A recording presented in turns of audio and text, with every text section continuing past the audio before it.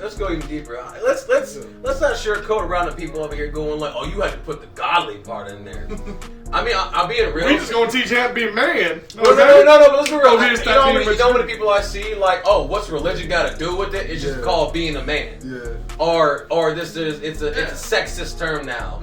So many people are like, why do we got to use religion, which we're not, but religion to mark what a man is or a good person is, moral ethics, right, of what it means to be a man. I think that. First off, you want to get biblical, you want to talk spiritual, there are principles in the Bible or God's word who have actually said, hey, you follow these principles, not rules, but principles.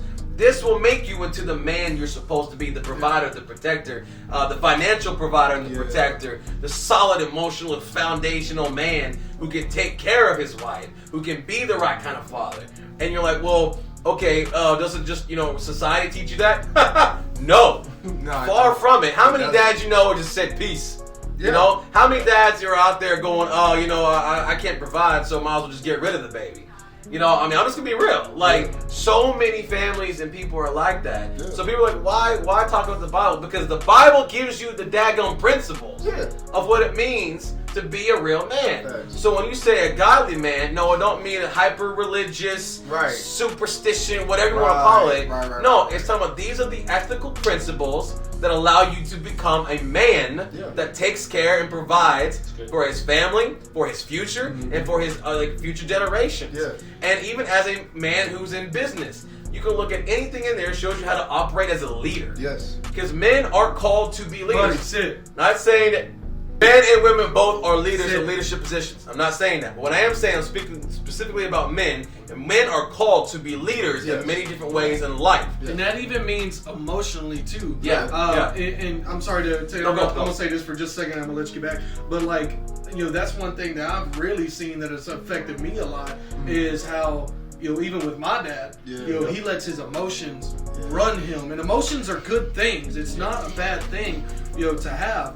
But it's when you operate solely off of emotion, without logical thinking, without logical reasoning, when you act out of pure emotion, you will fail every single time. I've seen marriages crumble from it, relationships crumble from it. I mean, I've seen the worst of the worst happen because of just emotional damage. And so even being an emotional support, an emotional lead in the family, that's a very important thing too. Not only just the physical aspects of being a provider, financially and otherwise, emotionally being that provider. Because let's just talk about it real how it is. Not a lot of people talk about men's emotions because men are just supposed to suck it up and be fine with it. Yeah. But man, that's why I'm talking. But we don't talk about men's mental health. We don't talk about men's emotions enough. Well, men run this, that, and the other. That's why the suicide rate for men is the highest at the moment, because we're supposed to be all this, that, and the third. There's and we a weight. Can't say anything. There's a weight to it. Ooh, speaking of that weight, I love that. I always have this mantra when it comes to feelings, and that mantra is feelings aren't facts. Feelings are valid. Let's get that clear. Feelings matter. Yeah. But so do facts. And that's where sometimes like whenever I love how Megan and I, my girlfriend, we talk about how her as a woman has completely different weight than I do. Yeah. And how neither one of us want each other's weights. It's respecting that. Yeah. And that's where we're able to really connect. It's like, okay, well, how do you feel about this? And how can I help you with that? Yeah. Because the reason why relationships are so beautiful is because now you have somebody to be there with you, that you can be honest with them about your weight, and they can then help you carry that. That way it's like, I don't have to fight this by myself. I don't have to be torn, I don't have to be worn down by myself. That was one of the main things that Megan and I looked for before we ever started dating. The first date I took her on, before we went to the movies, and during the previews, that's like a good 15 minutes. And the first thing I ever asked her was, what are your relationship fears? What are you scared of happening if we start dating? That was the first real conversation we had about us having a relationship.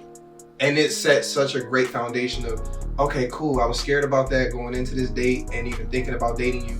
and now I don't have to worry about X, Y, or Z. And it relieves so much weight off of us that we had already put on ourselves. But my big deal with that too is, you know, when you take on somebody else's weight like that, you know, I've seen so many relationships, and I've seen it more one-sided than the other. Yeah. But I ain't gonna get into that. You know, what I have seen is when people go through a lot, at this point they think that they need space. Yeah. It's one of those, well, I'm going through a lot right now, I can't deal with you. And it's like, if I'm your partner, I'm the one you're supposed to lean on when that happens. Now, I understand not everybody's built the same. Not everybody is built as that pillar at the moment. I mean, but there are moments. Yeah. That's when like you one build night. up. Yeah, that's where you build up. Because if you're going through something, hey, let me hold you up. Yeah. And when I'm going through something, I don't expect you to hold me up, but I would appreciate you holding me up. You know, one thing that you said, like we talking about, like feelings aren't facts. Yeah. I'm 100% agreement with that. Yeah. You know, I'm one of those guys that I've kind of flipped back and forth. Yeah. Where I'm like, my feelings or my opinion or this, and I've also been like, I don't care about your feelings because they're stupid. You know. And then, but God kind of revealed something to me recently, a while back. It was like, your emotions aren't your opinions, right? But they can become your opinions. Yes. But because, and I say this because I speak from my own personal experience. Because there's so many times in my last relationship where I let my emotions cloud everything. And I had someone talk to me, someone who's a little bit older generation, who was kind of trying to speak wisdom, and I heard something, and it kind of threw me off for a second because I heard, well, you know, facts aren't feelings. It's just right? Yeah. You know, and I'm like, this is how you feel. This is this. I'm like, I got really defensive. I was like, look, but I'm still hurting. Yeah. And then, you know, I think it was Pastor Dick Duran Sr. who was talking one time, but I remember hearing, and I'm not going to quote it perfectly, but it was like, your emotions are spiritual. Yeah. They do come from God. Yeah. They are a way that we can regulate. Yeah. It's when you become clouded by emotion. Yes. You cannot regulate your emotion. Your emotion takes over your heart. You know, God says, you know, your heart is deceitful. Yeah. But your heart, he says, I want you to love with your heart. Yeah. So on one hand, God's like, your heart is on the beautiful things I've given you. Yeah. But it's also your worst enemy at the same time. And I was like, God, that's heavy, dog. but it made a lot of sense because it's like, okay, I have my feelings in a way that I can use it to help people. Yeah. But if I use it to help myself, then it becomes opinionated. Yeah.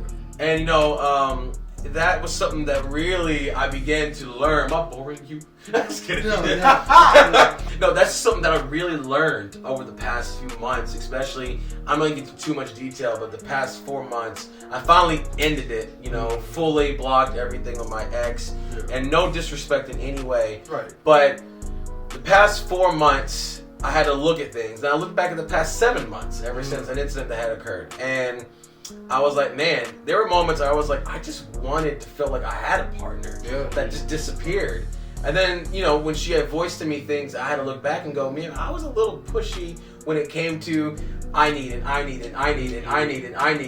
And now, not that I'm saying this, my opinions are like, well, I think you could have done it a little bit different. But at the same time, I had to look and go, well, maybe she just can't. Yeah.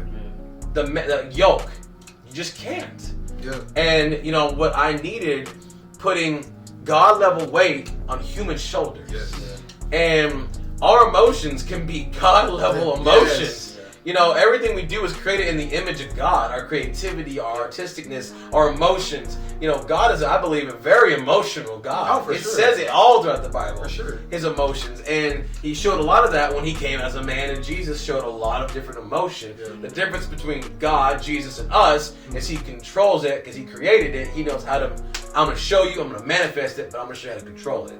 That's one thing, and that's something that I can relate with Dion in a lot of ways. You know, with anger, getting your feelings hurt, taking things personal, and learning balance. I know I used to say this all the time. I annoy people, but it's something I need to learn to live by. Because people are like, "Oh, well, God's just this, and this, or this is just gonna happen." Like, no, God is a God of order.